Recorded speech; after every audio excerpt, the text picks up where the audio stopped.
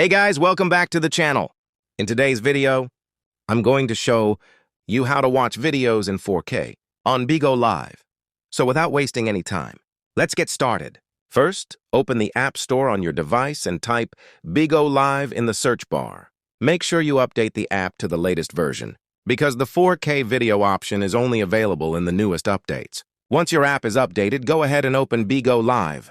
Next, tap on the Me section at the bottom right corner of the screen. From there, tap on the settings icon located in the top right corner. This will open the app's settings menu. Now scroll down a little until you find the video quality option. Tap on it and make sure to select full high definition. Once you do this, all the videos you watch on Bigo Live will play in maximum quality, giving you a crisp and clear 4K experience.